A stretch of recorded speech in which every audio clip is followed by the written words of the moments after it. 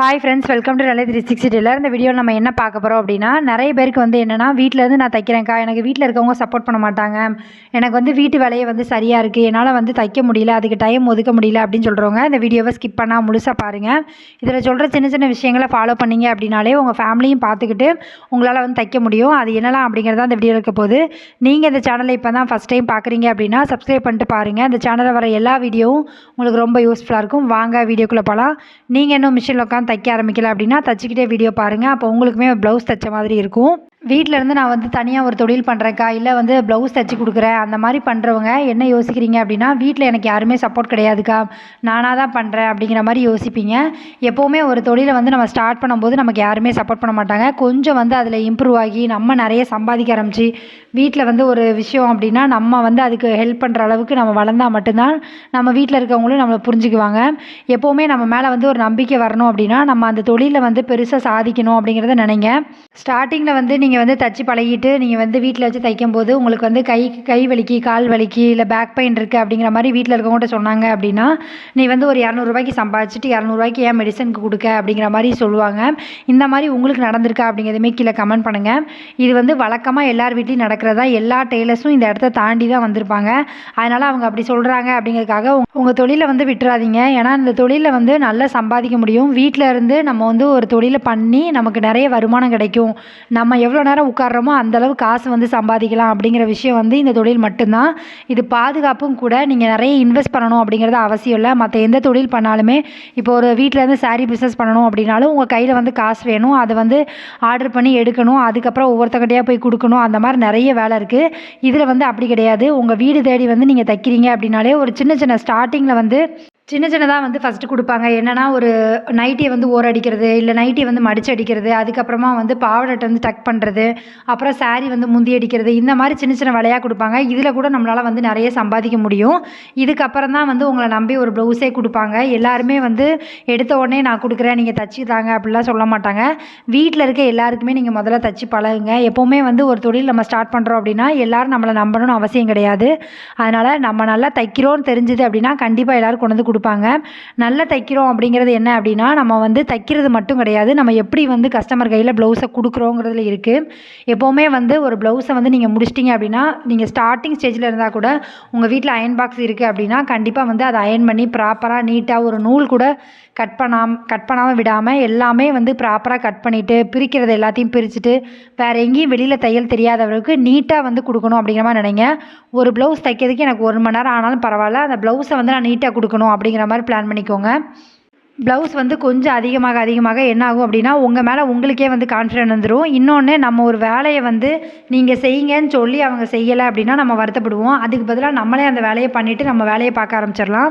ஒரு சிலர் இந்த எதிர்பார்ப்பு நிறைய வைக்கிறதுனால மட்டும்தான் நமக்கு டிஸ்டர்பன்ஸ் ஆகும். நம்ம என்ன இவ்வளோ வேலை பார்க்குறோம், ஆனாலும் இந்த ஒரு சின்ன வேலையை பண்ண மாட்டாங்க வீட்டில் இருக்கவங்க அப்படிங்கிற மாதிரி நம்ம யோசிப்போம். எப்போவுமே ஒரு வேலை செய்யும்போது நமக்காக இவங்க ஹெல்ப் பண்ணுவாங்க, இவங்க நமக்காக இந்த வேலை பார்ப்பாங்க அப்படிங்கிற மாதிரி நம்ம யோசிக்கக்கூடாது.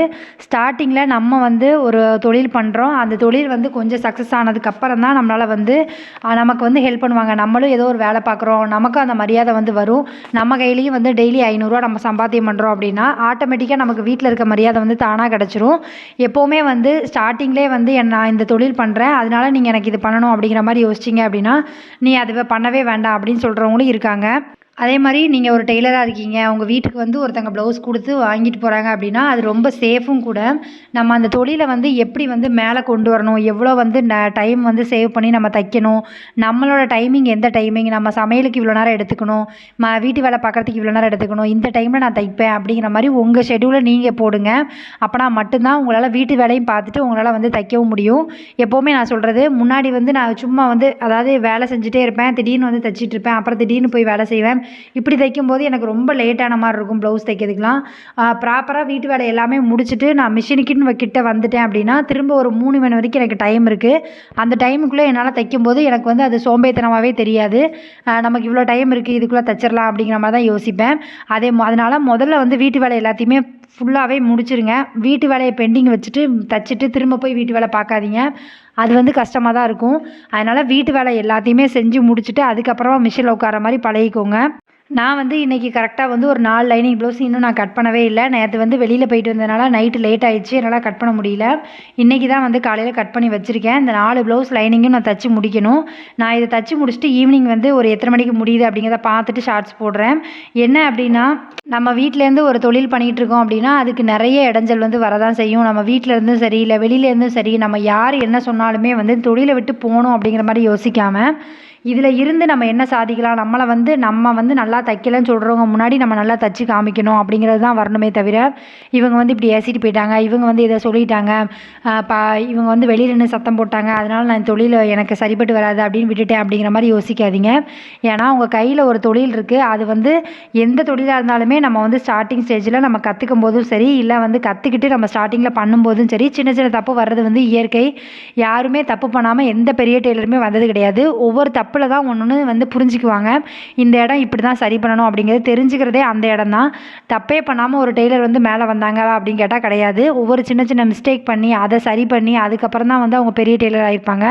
நீங்கள் எந்த டெய்லர்னாலும் போய் கேளுங்க, இந்த மாதிரி ஒரு விஷயம் அவங்களுக்கும் நடந்திருக்கும். ஏதோ ஒருத்தங்க வந்து திட்டினதுனால தான் மட்டும்தான் அவங்க வந்து இல்லை இதை விட நான் பெருசாக ஆகணும் அப்படிங்கிற மாதிரி யோசிப்பாங்க. அதனால் நீங்கள் வந்து இவங்க இப்படி சொல்லிட்டாங்க, என் வீட்டில் சொந்தக்காரங்களே வந்து நீலாம் எங்கே தச்சு வந்து சம்பாதிக்க போகிற அப்படிங்கிற மாதிரி சொல்கிறாங்க, இல்லை உங்கள் வீட்டு பக்கத்தில் இருக்கிறவங்க சொல்கிறாங்க, இல்லை உங்கள் ஃப்ரெண்டு சொல்கிறாங்க அப்படின்னு யார் சொன்னாலும் சரி, உங்களுக்கு முடியும்னு உங்களுக்கு தெரியுது. நான் வந்து கற்றுக்கிட்டேன்க்கா, என்னால் வந்து முடியும், நான் வந்து தச்சு கண்டிப்பாக நான் இன்னொருத்தவங்களை தச்சு காசு சம்பாதிப்பேன் அப்படிங்கிறத யோசிங்க. ஃபஸ்ட்டு நீங்கள் வந்து ஒரு ப்ளவுஸை தச்சு கொடுத்து அந்த அமௌண்ட்டை வாங்கி பாருங்களேன், அதில் இருக்கிற சந்தோஷமே தனி. ஏன்னா நம்ம வந்து உழைச்சிருக்கோம், அதோட கூலி வந்து நம்ம கையில் வரும்போது நமக்கு அவ்வளோ சந்தோஷமாக இருக்கும். ஃபஸ்ட் டைம் நீங்கள் அந்த காசை வாங்கி பழகிட்டீங்க அப்படின்னா கண்டிப்பாக உங்களால் வந்து தையல் தொழிலை விட்டுட்டு போகவே முடியாது. ஏன்னா ஒரு நாளைக்கு மினிமம் வந்து ஒரு 3 மணி நேரம் உட்காந்து நீங்கள் 1 ஹவர் ஒரு ப்ளவுஸ் தைக்கிற ஆளாக இருந்தால் கூட பரவாயில்ல, 3 மணி நேரம் உட்காந்திங்க அப்படின்னா கிட்டத்தட்ட 600 வரைக்கும் சம்பாதிக்க முடியும். வீட்டில் இருந்துட்டு வீட்டு வேலையும் பார்த்துட்டு வீட்டில் இருக்கிறவங்களையும் பார்த்துட்டு நம்மளால் வந்து ஒரு தொழில் பண்ணி உங்களால் சம்பாதிக்க முடியும் அப்படின்னா இந்த தொழில் பெஸ்ட்டு. உங்களுக்கு தெரியும் உங்கள் வீட்டில் மிஷின் இருக்குது, இல்லைக்கா நான் யூஸ் பண்ணுறதே இல்லை, ரொம்ப நாளாக வந்து அப்படியே வச்சுட்டேன், எனக்கு வந்து இன்ட்ரெஸ்ட்டே இல்லை அப்படிங்கிற மாதிரி வச்சுருக்கீங்க அப்படின்னா இப்போ தொடச்சி ரெடி பண்ணி நீங்கள் வந்து தைக்கிறதுக்கு ரெடி ஆகுங்க. கண்டிப்பாக வந்து இதில் நிறைய சம்பாதிக்க முடியும். உங்களோட திறமையை நீங்களே வந்து குறைச்சிக்காதீங்க, ஒவ்வொரு விஷயமும் கற்றுக்கோங்க. இப்போ வந்து டெய்லர் தொழிலே வந்து நிறைய வந்து அப்டேட் வந்துகிட்டே இருக்குது. நான் படித்தது வந்து 10 வருஷத்துக்கு முன்னாடி வந்து நான் 15 வருஷம் கிட்டத்தட்ட இருக்கும். 15 வருஷத்துக்கு முன்னாடி நான் படித்த தொழிலில் வந்து நான் ஸ்டார்டிங்கில் படிக்கும்போது நார்மல் ப்ளவுஸு கிராஸ் கட்டிங் இது 2 தான் உண்டு. இது 2 தான் எனக்கு சொல்லியும் கொடுத்தாங்க. அதுக்கப்புறம் நிறைய விஷயம் வந்து மாறிட்டு ப்ளவுஸில். முன்னாடி வந்து நம்ம வந்து எப்படின்னா கையை வந்து சுற்றி வச்சு தான் ஜாயின் பண்ணுவோம், நேராக தையல் போட மாட்டோம். இப்போ வந்து நேராக தையல் தான் கஸ்டமரே விரும்புகிறாங்க. அப்படிங்கிற மாதிரி நிறைய விஷயம் வந்து மாறிட்டு எல்லாமே வந்து நம்ம ஃபோனை பார்த்து அப்டேட் ஆகி கற்றுக்கிறது தான். எல்லா விஷயமுமே வந்து நமக்கு ஒருத்தங்க சொல்லிக் கொடுக்கணும் கிடையாது, நம்ம பார்த்தே புரிஞ்சிக்கலாம். டெய்லரிங் தெரிஞ்சுது அப்படின்னா கண்டிப்பாக உங்களால் பார்த்தாலே வந்து அந்த டிசைனை பண்ண முடியும். நம்மளால் முடியுமான்லாம் யோசிக்காதீங்க. அதே மாதிரி நான் வந்து டெய்லரிங் கற்றுக்கும் போது டிசைன் ப்ளவுஸ்லாம் எதுவுமே கிடையாது. ஒரு பைப்பிங் வைப்பாங்க, அது போக வந்து ஒரு லேஸ் ஏதாவது வைப்பாங்க, அந்த மாதிரி தான் இருக்கும். இப்போ நிறைய டிசைன் வந்துட்டு எல்லாமே வந்து நம்ம கற்றுக்கிறது தான். நமக்கு இன்ட்ரெஸ்ட் இருக்குது அப்படின்னா கண்டிப்பாக அதில் வந்து கற்றுக்கவும் முடியும். அதனால் உங்களை வந்து நீங்கள் வந்து கீழே வந்து மதிப்பிடாதீங்க, உங்களால் முடியும், நீங்கள் நம்புங்க, கண்டிப்பாக உங்களால் தைக்க முடியும். அதனால் உங்களுக்கு வந்து ஒரு ப்ளவுஸ் வந்து தைக்க வந்திருக்கு அப்படின்னா அந்த ப்ளவுஸை வந்து பர்ஃபெக்டாக எப்படி முடிக்கிறது, எப்படி வந்து கரெக்டாக கொடுக்குறது அப்படிங்கிறத பாருங்கள். ஒரு தடவைக்கு 2 தடவை வீட்டில் வச்சு நீங்கள் தச்சு முடிச்சுட்டு செக் பண்ணுங்கள். செக் பண்ணிவிட்டு கொடுக்கும்போது உங்களுக்கு எந்த தப்புமே வரதுக்கு வாய்ப்பு இல்லை. சின்ன சின்ன ஆல்ட்ரு வந்துச்சு அப்படின்னா அதை சரி பண்ண கொடுக்கவும் நீங்கள் தயங்காமல் இருங்க. எப்போவுமே அதுதான் வந்து நிறைய கஸ்டமரை உண்டு பண்ணும். ஒரு சின்ன மிஸ்டேக்குன்னு சொல்கிறாங்க, கொடுங்கக்கா நான் தச்சு தரேன் அப்படின்னு சொன்னால் மட்டும்தான் நமக்கு அடுத்த நாள் வந்து ப்ளவுஸ் வரும். தப்பு பண்ணுறது தப்பே கிடையாது, அதை சரி பண்ணி கொடுக்குறோம் அப்படின்னா பிரச்சனையே கிடையாது, கஸ்டமருக்கும் நமக்கும் எந்த பிரச்சனையும் வராது. உங்கள் கையில் வந்து ப்ளவுஸ் தைக்கிறதுக்கு எனக்கு தெரியும், உங்கள் கையில் மிஷின் இருக்குது அப்படின்னா கண்டிப்பாக வந்து தையல் வந்து பழகுங்க. டைம் இல்லை அப்படிங்கிற மாதிரிலாம் யோசிக்காதீங்க, நம்ம கையில் தான் இருக்குது நம்ம தொழிலை வந்து மேலே கொண்டு வர்றது. அதனால் உங்களால் முடியும், நம்பி நீங்கள் பண்ணுங்கள். இந்த மாதம் வந்து கொஞ்சம் டல்லாக தான் இருக்குது, அதனால் ப்ளவுஸ் வராமல் இருக்கும். நெக்ஸ்ட் மந்த்லேருந்து வர ஆரம்பிச்சிரும். ஏன்னா நமக்கு வந்து பொங்கல் வருது, அப்புறம் நியூ இயர் வருது, எல்லாமே வருதுனால கொஞ்ச நாளில் இப்போ வர ஆரம்பிச்சிரும். அதனால் தைரியமாக தைங்க. தேங்க்யூ ஃப்ரெண்ட்ஸ், இவ்வளோ நேரம் வீடியோ பார்த்ததுக்கு ரொம்ப நன்றி. இந்த வீடியோ வந்து உங்களுக்கு பிடிச்சிருக்குன்னு நினைக்கிறேன். பிடிச்சிருக்கு அப்படின்னா லைக் பண்ணுங்கள், கமெண்ட் பண்ணுங்கள், ஷேர் பண்ணுங்கள். இந்த மாதிரி வீடியோ வேணும் அப்படின்னாலும் கீழே கமெண்ட் பண்ணுங்கள். உங்கள் ஃப்ரெண்ட்ஸ் யாராவது இப்போ தான் தையல் தொழில் பழகிட்டு இருக்காங்க, இல்லை பழகிட்டு சும்மா இருக்காங்க அப்படின்னா அவங்களுக்கு இந்த வீடியோவை ஷேர் பண்ணி விடுங்க. அவங்களுக்கு வந்து இந்த வீடியோ ரொம்ப யூஸ்ஃபுல்லாக இருக்கும். இவ்வளோ நேரம் வீடியோ பார்த்ததுக்கு ரொம்ப நன்றி. Thank you friends.